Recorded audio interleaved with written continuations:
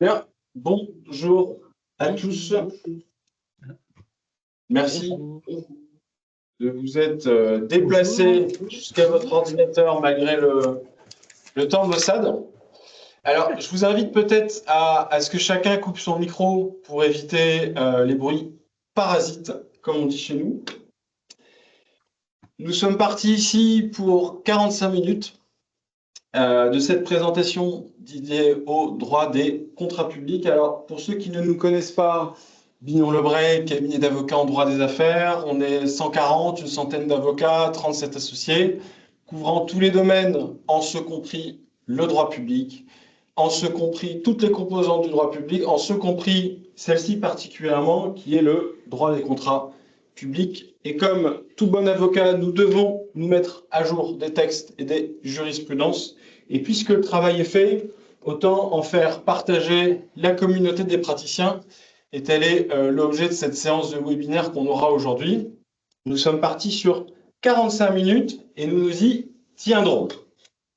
On commence tout de suite avec les actualités réglementaires de fin d'année. Comme vous le savez, souvent la fin d'année est marquée par les derniers textes qu'il convient d'adopter par le pouvoir réglementaire, avec ici un premier décret du 28 décembre 2024 qui prolonge le seuil dérogatoire de 100 000 € pour les marchés de travaux, en deçà desquels il n'y a pas lieu de procéder à une procédure formalisée.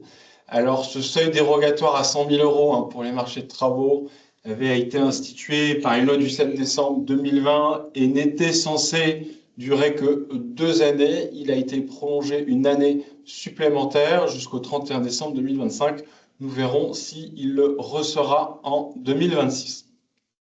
Décret du 30 décembre 2024 portant diverses mesures de simplification du droit de la commande publique avec entrée en vigueur au 1er janvier 2025. Alors, c'est un décret un peu fourre-tout qui n'a de simplification finalement que le nom, qui adopte plusieurs mesures qu'on résumera ici. On ne va pas toutes les passer en revue, encore une fois, on ne vise pas à l'exhaustivité dans cette présentation, sinon on n'en aurait pas assez avec 45 minutes. Alors, un premier pool de mesures qui vise à favoriser l'accès des PME à la commande publique pour les plus gros acheteurs, qu'il s'agisse de l'État ou des collectivités territoriales avec, pour résumer grossièrement, des budgets supérieurs à 60 millions d'euros, le montant maximum de la retenue de garantie qu'il est possible d'imposer aux titulaires d'un marché de travaux passe de 5% à 3%. L'idée étant de ne pas trop préempter la trésorerie des titulaires de marché et de leur laisser cette bouffée d'air. Par ailleurs, s'agissant des marchés globaux, c'est-à-dire des marchés non allotis tels que les concessions ou les contrats de partenariat, la part minimale que le titulaire doit faire exécuter, par exemple en sous-traitance auprès de petites et moyennes entreprises et d'artisans, passe de 10% à 20%. Là encore, l'idée est de faire en sorte que les PME puissent accéder aux plus grands contrats qui souvent sont trustés par les grands BTPistes qu'on connaît. Autre mesure issue de ce décret, la possibilité de faire évoluer la composition des groupements. Alors, on y reviendra, c'est une tendance de cette année. On a un principe fort en droit français qui est celui d'intangibilité du groupement.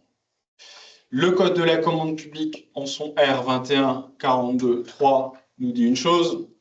Une fois la phase des candidatures achevée, la composition du groupement ne peut plus évoluer. Elle est figée dans le temps. Eh bien, le pouvoir réglementaire, dans son décret du 30 décembre, ébrèche en quelque sorte ce principe en ouvrant une possibilité, mais elle est encore assez résiduelle, de faire évoluer la composition du groupement dans le cadre de procédures négociées.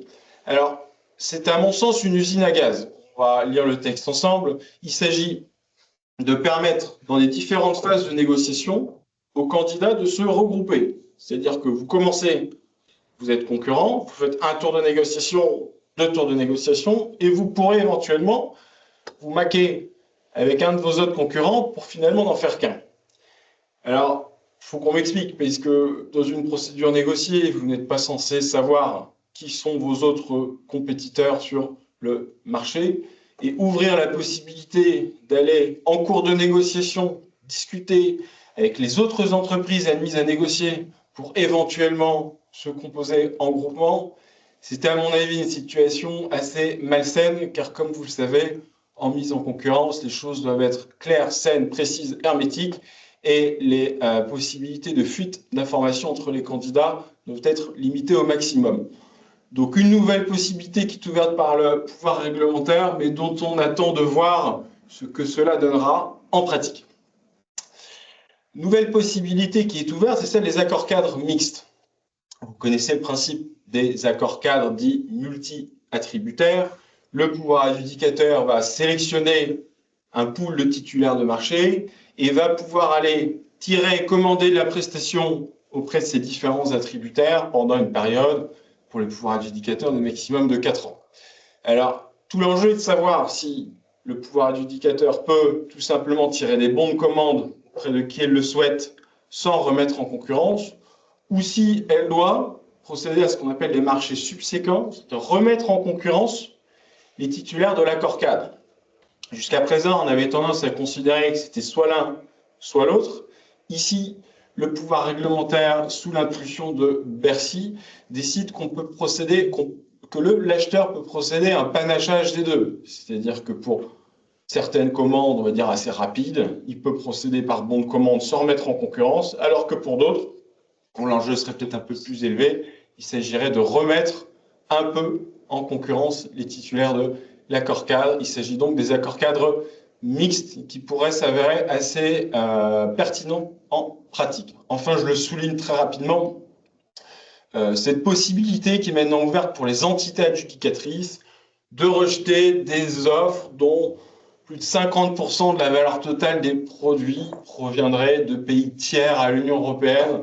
Alors, je le mentionne très rapidement parce que il y a une possibilité qui ne vise que les entités adjudicatrices. Vous le savez, les entités adjudicatrices, donc le plus souvent les opérateurs de réseau, les entreprises énergétiques, etc., constituent une catégorie assez résiduelle, hein, il n'y a rien de dénigrant dans le paysage de la commande publique, donc je ne m'attarde pas plus dessus. Merci Frédéric. Bonjour à tous. Je vais en terminer avec l'actualité réglementaire pour l'année 2024, avec un rapide commentaire du décret du 22 février 2024 qui vient renforcer les obligations d'achat de biens recyclés dans la commande publique. Donc ce décret est à destination principalement des acheteurs publics, plus particulièrement de l'État, des collectivités territoriales et de leurs groupements, lorsqu'ils passent des marchés de fourniture et ou des marchés de travaux et de services intégrant une partie de fourniture de biens. Donc ces personnes publiques devront justifier de la proportion de dépenses qu'elles ont affectées sur une année civile à 2 types de biens correspondant aux caractéristiques suivantes. Donc on a d'un côté les biens dits réutilisés, donc c'est les biens de seconde main, et deuxièmement des biens neufs ayant recours à des matières recyclées dans leur conception. Donc les catégories de biens concernées, elles sont listées dans un tableau qui est annexé à ce décret. Je vous ai mis un exemple, par exemple, là sur le mobilier urbain, dans lequel on s'aperçoit que l'obligation est progressive et qu'elle a monté en puissance donc, depuis 2024 jusqu'en 2030. À savoir donc aussi également que ces catégories, elles sont précisées dans un arrêté du 29 février 2024, dans lequel on apprend par exemple que les collectivités ont l'obligation d'acheter des abribus de seconde main. Donc, je ne sais pas si c'est le genre de choses qu'on peut retrouver sur Le Bon Coin. Enfin, en tout cas, la tâche s'annonce ardue. Plus sérieusement et concrètement, il faudra être vigilant si vous répondez à des marchés de fourniture, à être en mesure de fournir ce type de biens, car les collectivités et l'État vont être de plus en plus fortement incités à investir dans ce type de biens, donc les biens recyclés ou les biens de seconde main. Alors je précise, c'est bien une obligation qui pèse sur l'acheteur, qui doit en quelque sorte prendre son budget de mobilier urbain à l'année et s'assurer que sur le budget de mobilier urbain, en 2024, il y ait 5% des acquisitions qui sont issues du réemploi ou 20% qui intègrent des matières recyclées. Donc, entre guillemets, l'acheteur a le choix. C'est soit il achète 20% de son parc en matière recyclée, soit il achète 100% de produits neufs comportant 20% de produits recyclés. Donc, une obligation qui pèse sur l'acheteur qui s'apprécie globalement et une obligation qui, pour le moment, relève uniquement du déclaratif. C'est-à-dire que l'acheteur doit aller, c'est ce que nous dit l'article 3 du décret, aller déclarer sur une plateforme le montant de ses achats pour toutes les catégories de biens. Donc ici, on vous a mis le mobilier urbain, mais il y a d'autres catégories. Donc pour l'instant, on est encore dans le domaine de l'incitatif. Ce fait de ma part, le décret ne prévoit pas de sanction pour l'acheteur qui n'aurait pas utilisé 5% de réemploi dans le mobilier urbain, etc. Mais à surveiller, hein, l'idée, encore une fois, du pouvoir réglementaire est de pousser pour une commande publique plus verte. Alors, quelques mots sur le champ d'application de la commande publique. Alors ça, c'est un sujet récurrent qui nous anime beaucoup, nous les praticiens. Jusqu'où va le contrat objet immobilier? On sait qu'une collectivité, lorsqu'elle veut acheter, vendre, louer ou prendre un bail, j'entends bien un bien existant, elle ne doit pas mettre en concurrence. Par contre, on sait que quand une collectivité veut, d'une manière ou d'une autre, aller faire construire un bâtiment, elle peut rentrer sur le coup de la définition du marché public de travaux. Alors, je me permets de reprendre ici la définition du marché public de travaux qui, vous le verrez, est extrêmement vaste.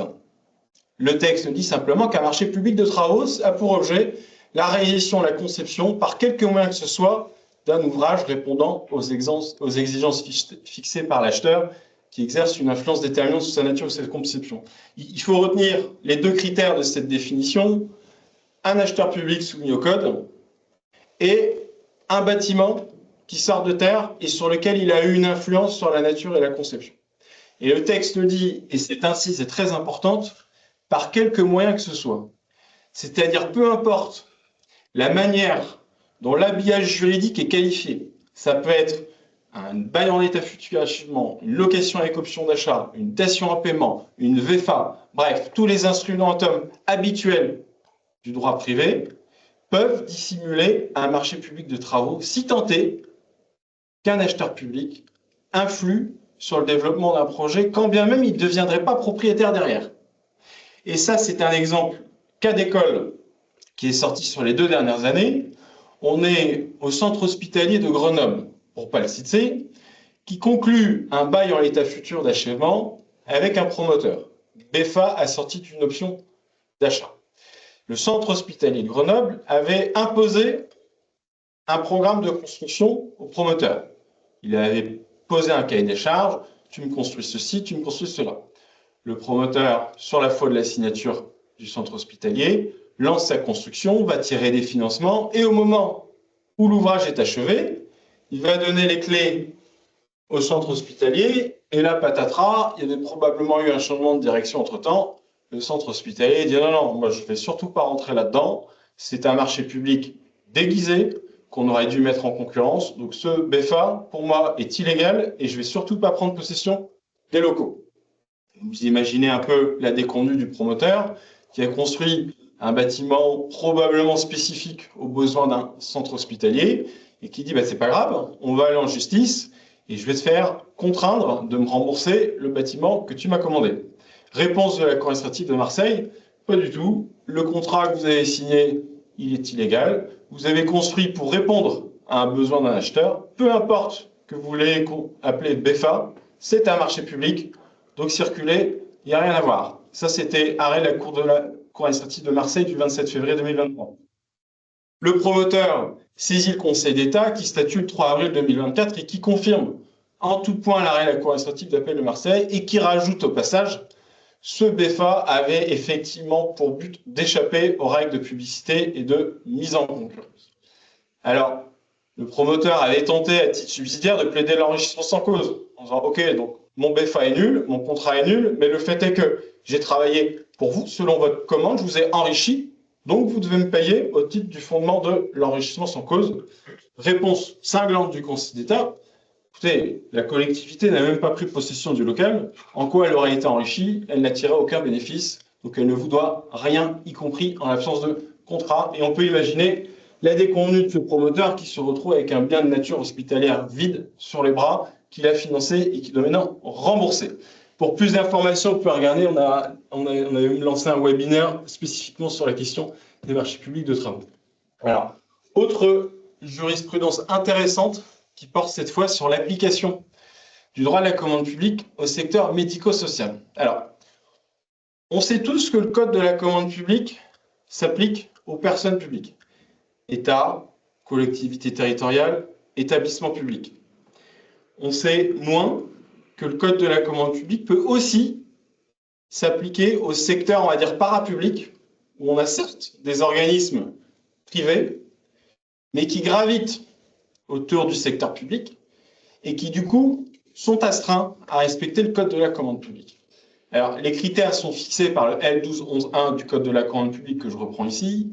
Il faut déjà que cette personne privée, elle exerce une activité d'intérêt général, et en outre, qu'elle soit financée majoritairement par un acheteur public, soit dont la gestion est soumise à un contrôle d'un acheteur public, soit son organe d'administration et de direction est composé de membres dont plus de la moitié sont désignés par pouvoir adjudicateur. Donc l'idée, c'est de ramener dans le champ de la commande publique toute cette kyrielle d'organismes privés qui en fait gravitent autour de la personne publique et qui sont contrôlés par les personnes publiques. L'exemple archétypique, c'est l'association communale qui est financée à 90% par des subventions de la commune, dont le conseil d'administration est composé de tout le conseil municipal. On est là sur une association qui est un peu un fauné d'une personne publique et en conséquence, elle doit appliquer le code de la commande publique.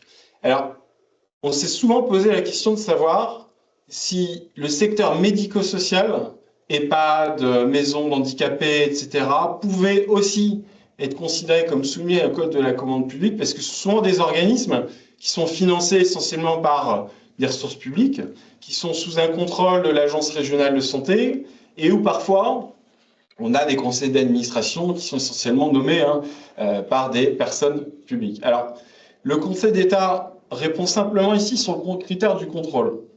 Il explique que ce n'est pas parce que l'organisme à but social est soumis à un contrôle de l'ARS que nécessairement il s'agit d'un pouvoir adjudicateur. Donc ça permet, entre guillemets, d'étendre un peu l'application des règles au secteur médico-social. Donc ici, il s'agissait en l'occurrence d'une maison des jeunes adultes handicapés qui était gérée par le département, statut de ESMS au sens du Code de la santé publique. Et le Conseil d'État nous dit que cette maison d'adultes pour les jeunes handicapés ne peut pas être considérée comme un pouvoir adjudicateur parce qu'elle est soumise à un contrôle de l'ARS. Alors attention, cette jurisprudence du Conseil d'État, on ne peut pas non plus en tirer des conclusions générales en considérant que tous les EHPAD, tous les hôpitaux privés sont nécessairement hors du champ de la commande publique, parce que cette jurisprudence ne porte que sur le critère du contrôle, le petit b de l'article que je cite, mais on a encore à côté les critères A et C, et notamment l'organe d'administration. Donc vous pouvez avoir une maison d'adultes et de jeunes handicapés. Si plus de la moitié du conseil d'administration est composé d'élus locaux, elle pourrait être quand même soumise au code de la commande publique. Alors, très rapidement, le gré à gré. On sait que le principe en droit de la commande publique, c'est qu'il faut mettre en concurrence. D'accord ? Il existe quelques exceptions qui permettent de passer de gré à gré, c'est-à-dire en dehors de toute mise en concurrence. Mais ces exceptions sont appréciées très, très strictement par le juge. Et on a ici deux exemples qui sont intéressants. Le premier, il porte sur un marché de maintenance informatique. C'est un arrêt de la Cour de justice de l'Union européenne. Alors, on a un peu triché, il a été rendu le 9 janvier 2025. Normalement, c'était une présentation qui portait sur 2024, mais vous ne nous en tiendrez pas rigueur. Il s'agissait du logiciel de l'administration fiscale tchèque. L'État tchèque avait commandé auprès d'IBM une magnifique solution informatique qui portait justement sur toute la gestion de l'administration fiscale, un peu notre impôt.gouv, si vous voulez, à nous en France. Et une fois que la solution avait été commandée, il s'agissait de savoir s'il faut ou pas remettre en concurrence pour sa maintenance. IBM va dire, bah non, moi j'ai un droit d'exclusivité sur la maintenance, c'est ma solution, c'est mon brevet, donc vous ne pouvez pas remettre en concurrence, vous repassez par moi pour la maintenance du système informatique. C'est possible, c'est accepté en droit, on sait très bien, et ça c'est jugé et rejugé, que dès lors qu'effectivement il y a un droit d'exclusivité, on n'a pas d'autre choix que de passer par le propriétaire de la plateforme informatique pour faire la maintenance, donc on ne remet pas en concurrence. Dont acte. Maintenant, ce que rajoute la Cour de justice de l'Union européenne ici, c'est que Le droit d'exclusivité, c'est bien, mais encore faut-il démontrer que la collectivité ne s'est pas elle-même mise dedans au moment où elle a acheté la solution informatique. Ce que dit la Cour de justice de l'Union européenne, c'est assez intéressant. Elle dit, bah, certes, ils ont un droit d'exclusivité, je ne le conteste pas, mais vous auriez pu mieux faire au moment où vous avez acheté la solution. Vous auriez pu vous arranger pour qu'il ne l'ait pas. Vous avez été un peu trop faible dans la rédaction de votre cahier des charges, et maintenant vous êtes mis dedans.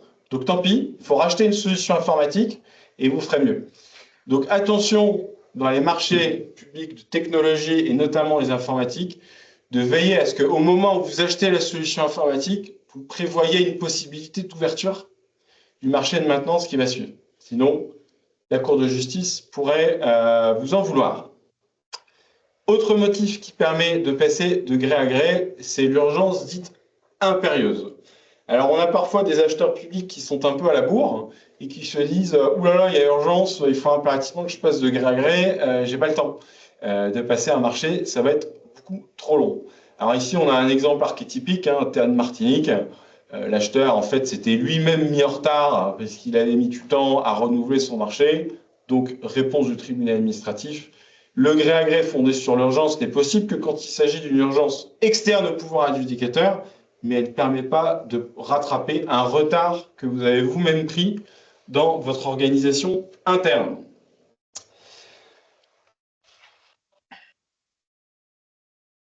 Le Code de la commande publique réserve la possibilité d'exclure des procédures des opérateurs qui auraient mauvaise presse, ce qu'ils auraient malmené certains marchés antérieurs. Le code nous dit, l'acheteur peut exclure les personnes qui, au cours des 3 années précédentes, donc on est sur un spectre assez court finalement, on peut remonter qu'à 3 ans, ont dû soit verser des dommages et intérêts, soit ont été sanctionnés par une résiliation, donc une résiliation d'un marché public, ou ont fait l'objet d'une sanction comparable. Alors, la rédaction n'est pas vraiment très précise, mais ce qu'il faut en retenir, c'est que la possibilité d'exclusion, en tout cas celle-ci, puisqu'il en existe d'autres, ne vaut que en cas de naufrage sur des précédents marchés publics dans une période de 3 années. Et ici, un pouvoir adjudicateur l'a appliqué à ses dépens, tribunal administratif de Marseille, 2 décembre 2024. Il s'agissait d'un marché de transport et de traitement des déchets. D'accord ?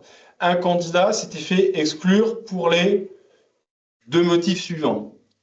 Une plainte pénale avait été diligentée contre lui et était toujours en cours d'instruction. Et par ailleurs, cet opérateur avait visiblement manqué à ses obligations au titre de la police des installations classées, puisqu'il avait été sanctionné d'une amende administrative de 5 000 € par le préfet et il avait fait l'objet de diverses mises en demeure. Était-ce suffisant pour l'écarter d'une procédure de mise en concurrence? Le tribunal administratif de Marseille nous répond non. Non, puisque ce texte que je viens de vous citer doit être apprécié strictement. On ne peut exclure que s'il y a eu une résiliation de marché pour faute ou sanction comparable dans les 3 dernières années. Était-ce le cas? Non. On ne peut exclure que si cet individu, cette boîte en l'occurrence, a dû verser des dommages et intérêts. Avait-elle dû verser des dommages et intérêts? La réponse est non. Une amende administrative de 5 000 € ne constitue pas des dommages et intérêts au sens de ces dispositions. Autre rappel salutaire du tribunal administratif de Paris, 24 septembre 2024. N'oubliez pas, chers acheteurs, que les documents qu'il est possible de solliciter au stade des candidatures sont limitativement énumérés par un arrêté du 22 mars 2029.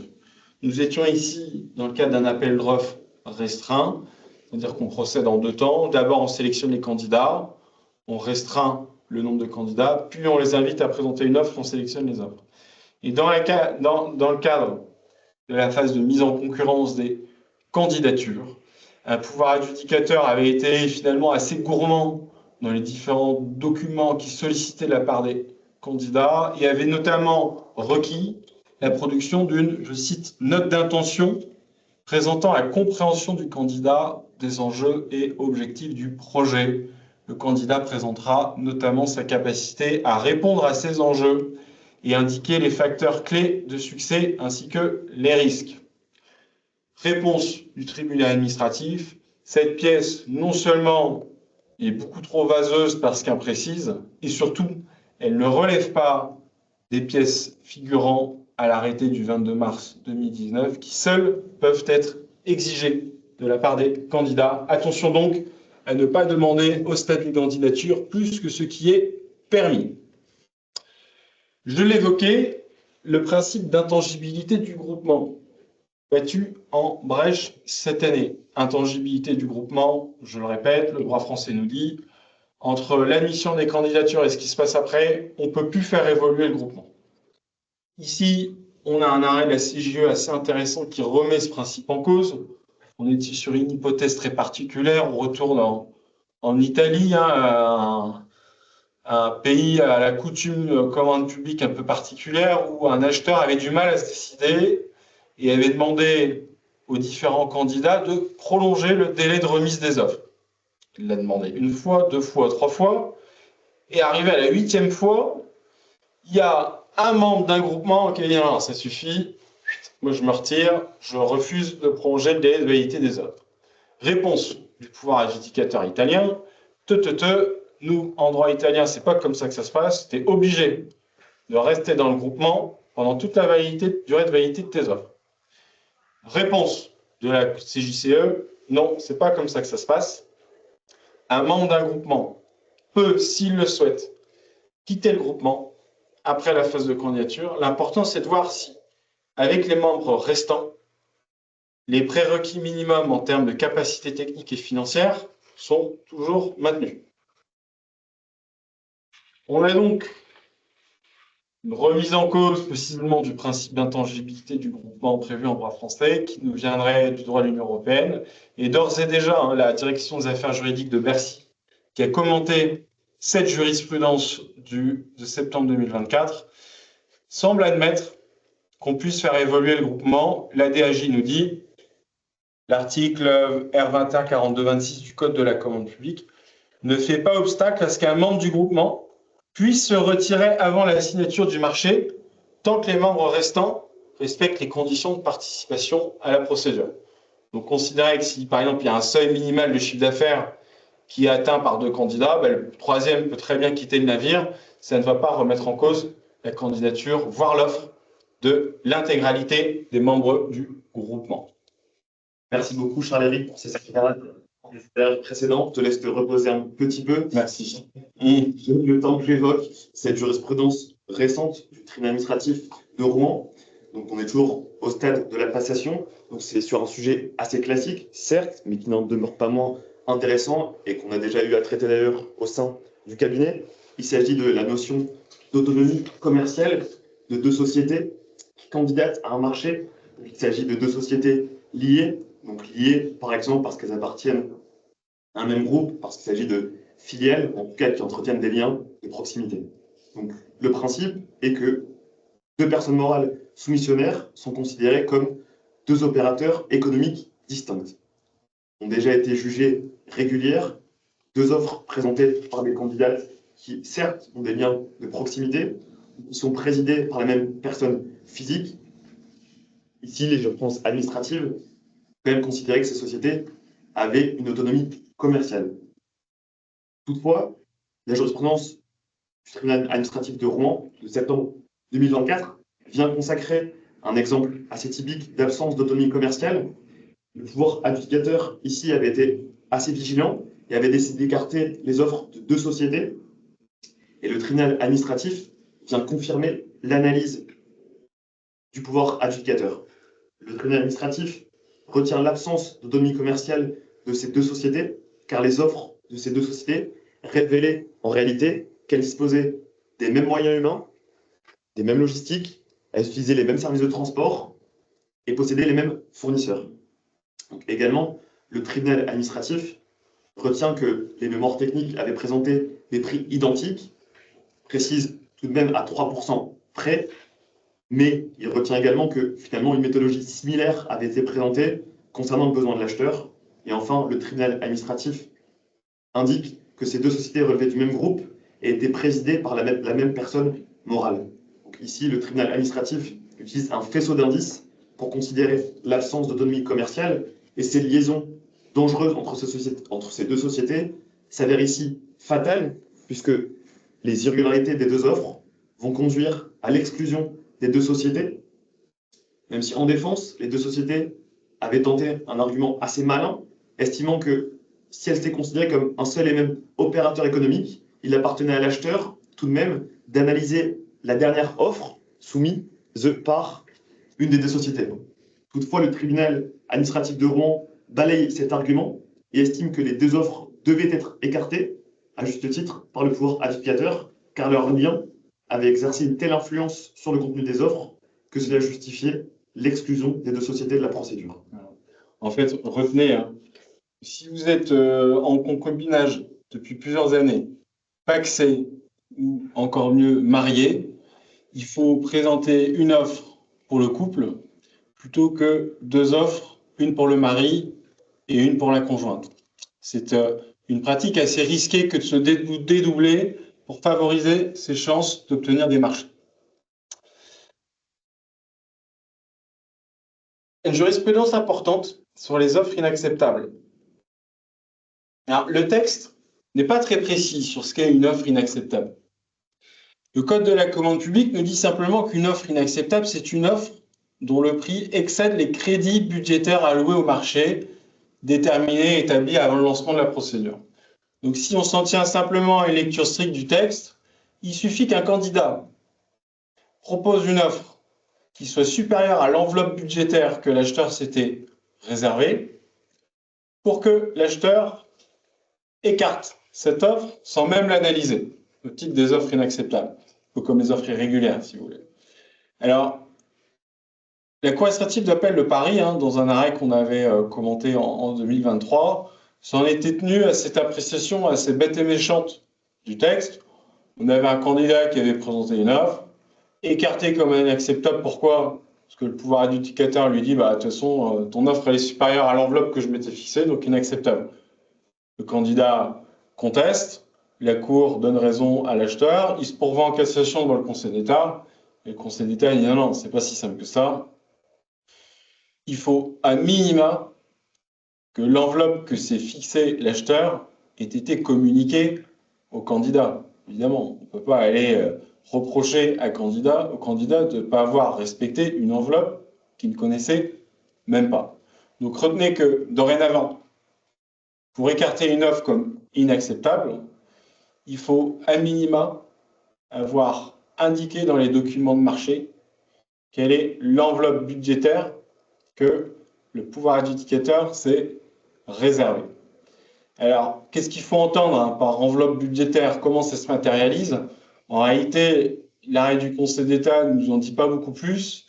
Et quand on analyse les conclusions du rapporteur public, il nous dit, bon, c'est pas qu'une simple estimation du montant du marché, il faut quand même, je le cite, une prise de position préalable du pouvoir adjudicateur qui peut se manifester sous diverses formes, dans un document budgétaire, dans une délibération de la collectivité, ou même dans des documents internes à l'entité concernée. Voilà, il faut quand même une décision assez formelle des autorités de gestion qui ont fixé un crédit particulier pour un marché particulier.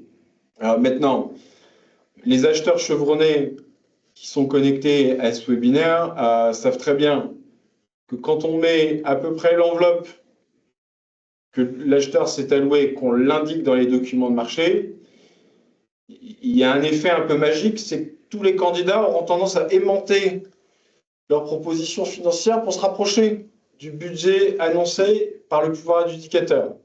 Donc là, il y a une option stratégique, c'est est-ce qu'il faut quand même annoncer l'enveloppe budgétaire pour derrière se réserver la possibilité de rejeter comme inacceptable, ou est-ce qu'on ne dit rien du tout parce qu'on a un peu peur que si on annonce l'enveloppe, chaque candidat va à peu près s'aligner sur l'enveloppe de l'acheteur. Moi, je suis plutôt favorable à la première hypothèse, évidemment.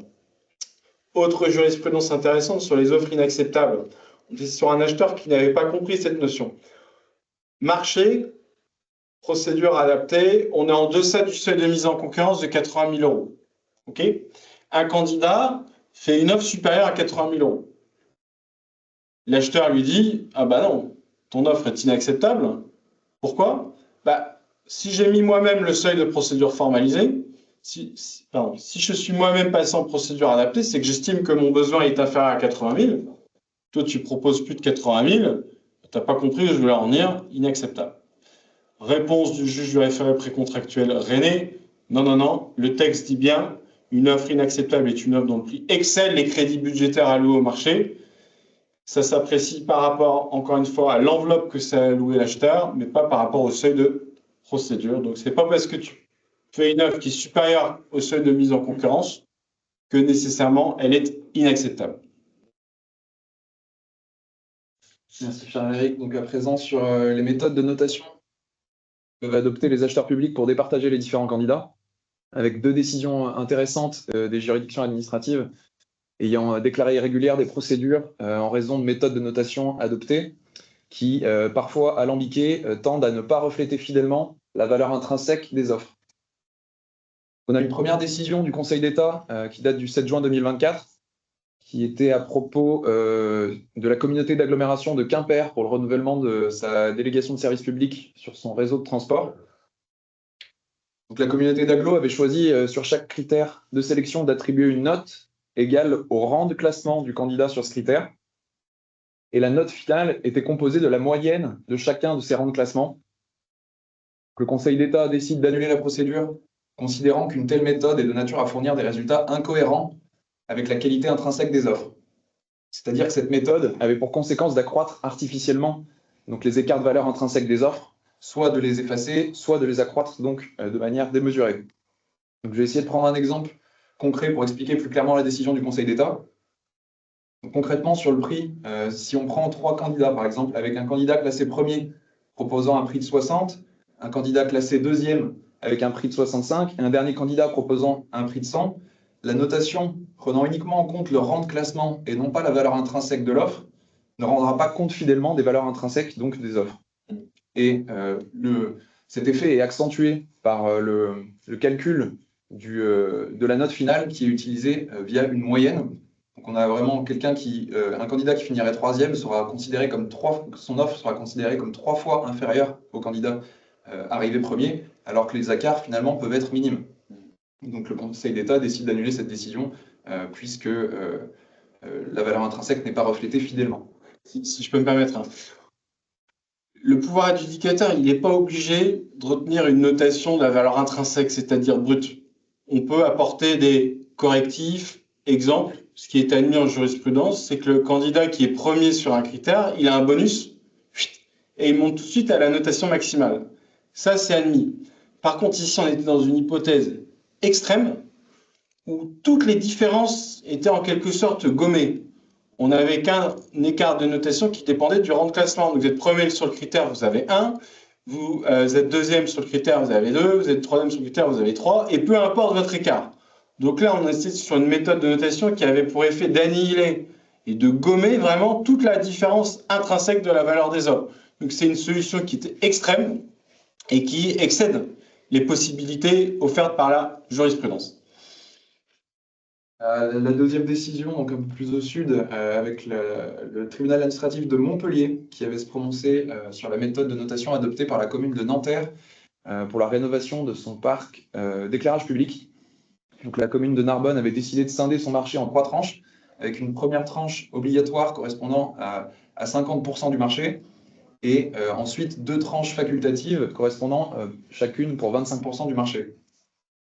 Donc, le TA de Montpellier note, et c'est pour ça qu'il annule la procédure, que la disproportion de la note attribuée à la tranche optionnelle du marché, puisqu'elle pèse plus lourdement dans la notation que la tranche obligatoire, alors qu'inversement, le budget alloué à la tranche ferme et obligatoire était, lui, plus important.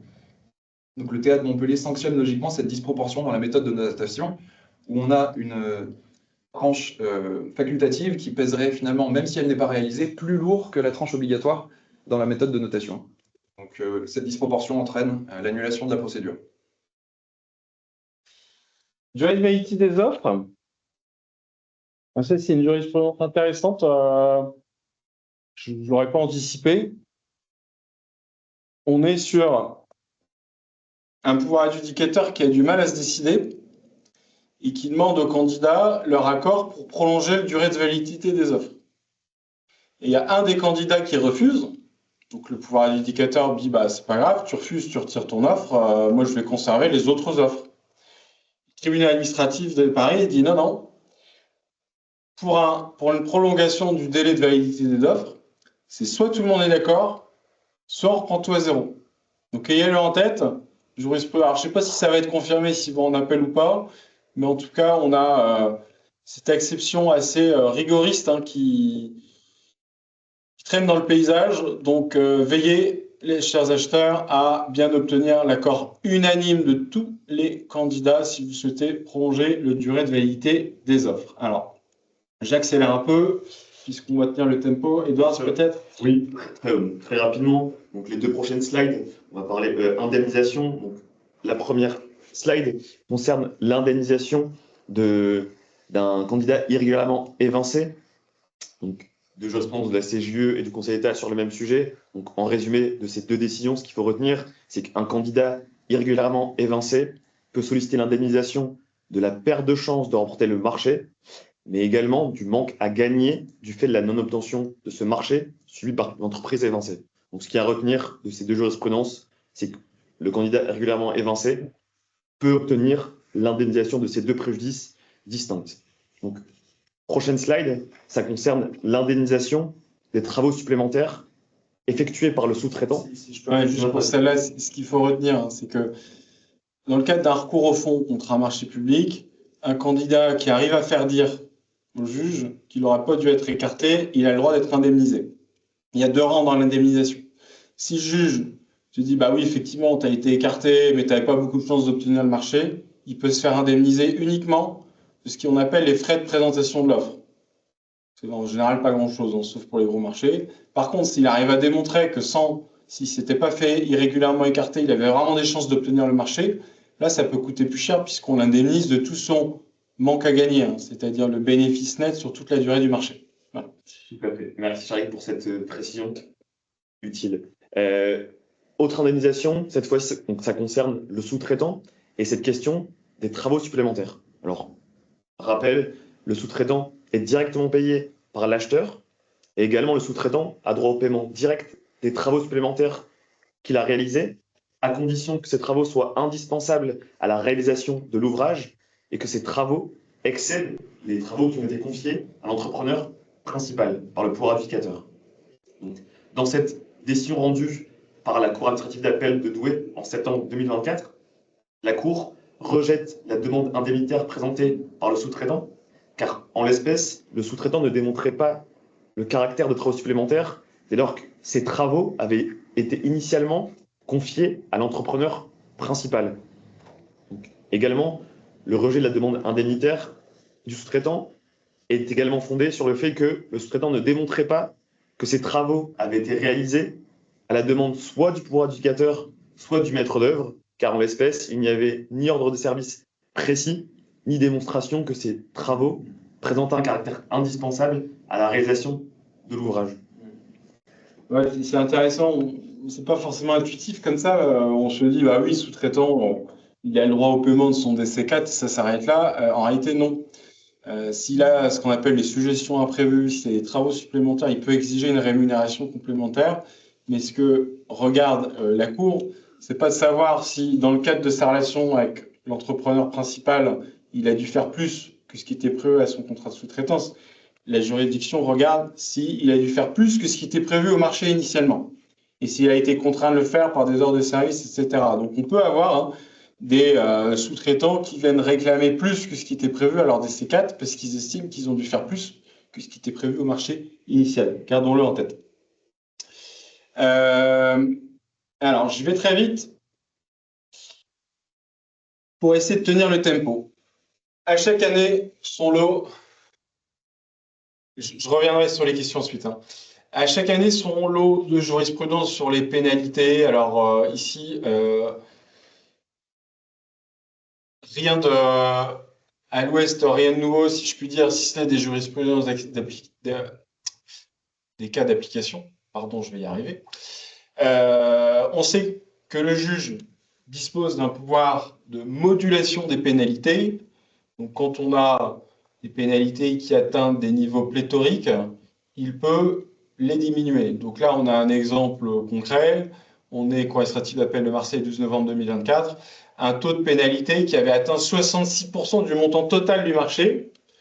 Le titulaire conteste et il obtient un rabat de colle, si je puis dire, puisque le juge refixe le montant des pénalités à 6% du montant du marché. Donc voilà un contentieux qui était bien utile, en tout cas pour lui. Ça va mieux en le disant, il faut le rappeler, mais parfois, lorsque votre marché prévoit qu'on ne peut pas appliquer de pénalité sans mise en demeure, ça rend les pénalités totalement nulles et inapplicables. Question intéressante qui avait été soumise à la cour administrative d'appel de Marseille. Vous savez que en droit administratif général, il est dorénavant prévu qu'un administré qui s'est vu opposer une décision administrative dispose d'un délai, sauf si cela lui a été précisé, qui est en général un délai de recours raisonnable dit de 1 an. Ce délai ne vaut pas pour les pénalités de retard.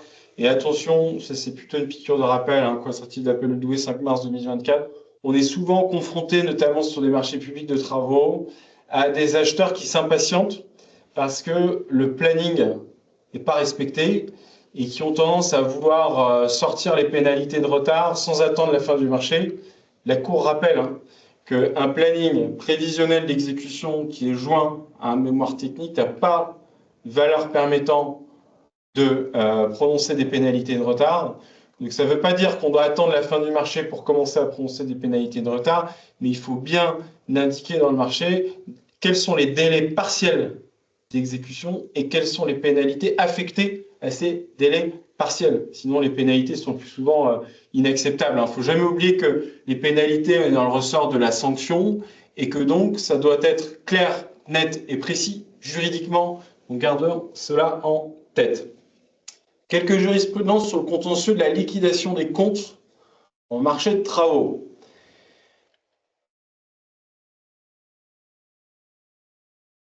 Je rappelle ici le triptyque habituel d'une liquidation des comptes en marché public de travaux. Le titulaire propose ce qu'on appelle son décompte final, qui constitue sa demande de paiement. Le maître d'œuvre, puis le maître d'ouvrage regarde, lui retourne ce qu'ils estiment être le compte du marché, on appelle ça le décompte général. Et là, soit le titulaire accepte et le décompte général devient définitif, soit il conteste en justice, et c'est alors le juge qui va fixer le solde du marché.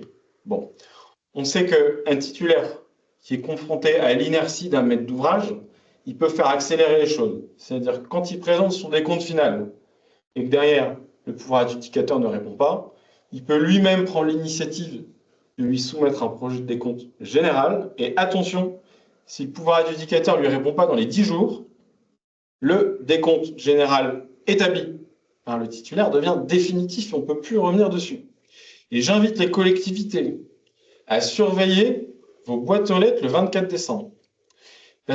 Ou le 15 août. Parce que c'est souvent à ces moments-là que le titulaire qui veut rendre son décompte définitif et qui sait qu'il y a un délai de 10 jours, il va vous le notifier parce que ça laissera moins de chance à ce que l'administration ait le temps de répondre dans le délai de 10 jours. Donc attention, c'est une pratique malheureusement qu'on voit assez régulièrement. Et ici, on a le cas d'un décompte général qui était devenu tacitement définitif parce que le pouvoir adjudicateur n'y avait pas répondu. Derrière, le titulaire du marché va devant le juge du référé provision pour en obtenir très rapidement le paiement. Le pouvoir adjudicateur en face opposé avait dit non, nous, notre contrat, il prévoit qu'il y a forcément une procédure de réclamation avec un mémoire de réclamation, donc tu ne pouvais pas aller tout de suite devant le tribunal administratif pour obtenir de paiement. Réponse du juge, non, une fois que le décompte général est définitif, il n'y a plus cette phase de réclamation préalable, on peut accéder directement au juge pour en obtenir le paiement. Je suis au 3e arrêt, la Cour administrative de Versailles, 7 novembre 2024. C'est intéressant parce que nous, praticiens, on est souvent confrontés à des cahiers des charges qui prévoient une clause de conciliation mais assez imprécise. Ils disent, voilà, les parties font tous leurs meilleurs efforts pour bien s'entendre et essayer de trouver un accord amiable avant la saisine du juge. Mais on ne dit pas quand, ni comment, ni dans quel délai. Donc on a toujours cette crainte d'aller devant le juge et qu'en face, on nous dise, désolé, il y avait une phase de conciliation préalable, vous ne l'avez pas respectée, du coup, vous êtes irrégulier. Et ici, la Cour administrative d'appel de Versailles fait interprétation de ces clauses de conciliation un peu molles et nous dit que quand elle n'est pas vraiment très cadrée, un simple échange de courrier entre les parties qui proposent de s'entendre à l'amiable et derrière il n'y a pas de réponse suffit à purger cette phase précontentieuse de conciliation qui est encore une fois mal définie dans le contrat. Alors ça, c'est une jurisprudence très importante pour les maîtres d'ouvrage publics qui a été rendue le 13 décembre 2024. Elle porte sur la garantie de parfait achèvement. Vous connaissez le triptyque habituel. Le contrat vaut jusqu'à la phase de réception. Réception ferme, en quelque sorte, le lien contractuel, sauf en ce qui concerne la garantie post-contractuelle de parfait achèvement et de bon fonctionnement. Et la réception ouvre le délai de garantie décennale. Et on sait que quand la réception est prononcée avec réserve, la collectivité va réserver certains points sur lesquels ensuite elle ne souhaite pas clôturer le contrat pour faciliter les choses. Donc la question qui se posait ici au Conseil d'État était de savoir si, s'agissant des désordres réceptionnés au PV de réception, le délai de garantie de parfait achèvement commençait à courir à compter de la réception avec réserve ou à compter de la levée des réserves. Réponse du Conseil d'État, il n'y a qu'un unique point de départ de la garantie de parfait achèvement, c'est la réception. Peu importe qu'elle ait été prononcée avec réserve, peu importe qu'elle ait été prononcée sous réserve, ce qui n'est pas la même chose, un point de départ, c'est la réception. Il faut faire très attention parce que celui qui penserait que tant que la réserve n'est pas levée, le délai de garantie de parfait achèvement sur ce désordre ne court pas, il se tromperait totalement. D'accord ? Donc il est important d'avoir en tête qu'à compter de la réception, peu importe ou pas si c'est réservé, on a une garantie de parfait achèvement de 1 an.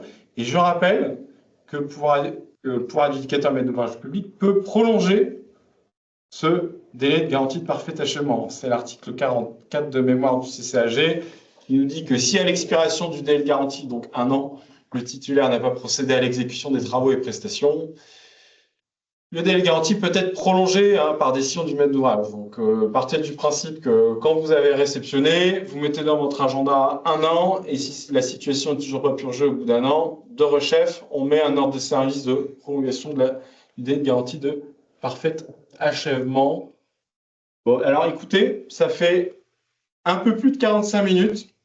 On va s'arrêter là. On avait décidé de tenir un tempo. On va s'y tenir. Donc, on peut réserver le petit quart d'heure restant pour un échange pour ceux qui le souhaiteraient.